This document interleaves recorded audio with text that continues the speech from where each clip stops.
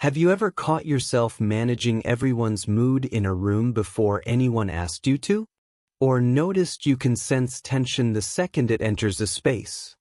That's not random. That's a pattern with a very specific origin. Section 1.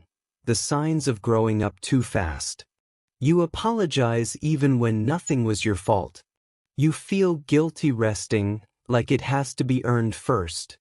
You know someone's upset before they say a word. You hesitate before asking for help, even small help. Maybe you remember everyone's stress, everyone's bad day, but forget your own.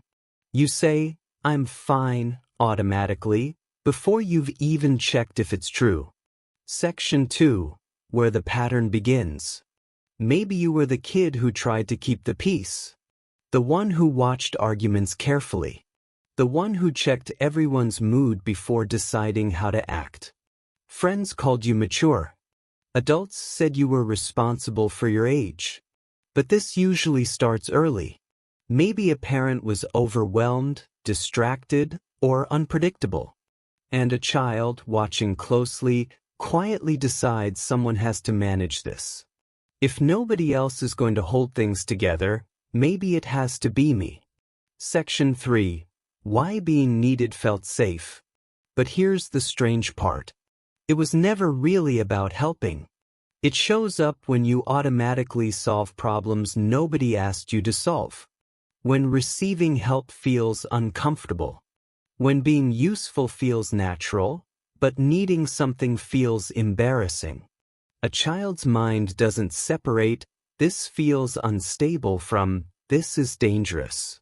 So being capable felt safer than being small and powerless. Over time, you learned that managing things made you feel valuable, while needing things made you feel like a burden. Section 4. The cost of carrying everyone else. What most people never realize is what this quietly costs later. You know exactly what's wrong with everyone else. But when someone asks what's wrong with you, you don't know what to say. You can comfort a friend mid-breakdown, but go blank when someone asks what you need. Somewhere along the way, your own needs got filed under "deal with it later." Later rarely comes. Section 5. When survival looks like maturity. That sounds like maturity. It isn't, not entirely.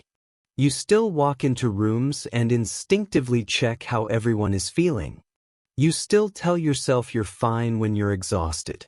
You still treat your own stress like something to handle quietly, not something to talk about. You're still bracing the way you did back then, carrying responsibilities that were never supposed to belong to a child. The truth is, you didn't grow up too fast.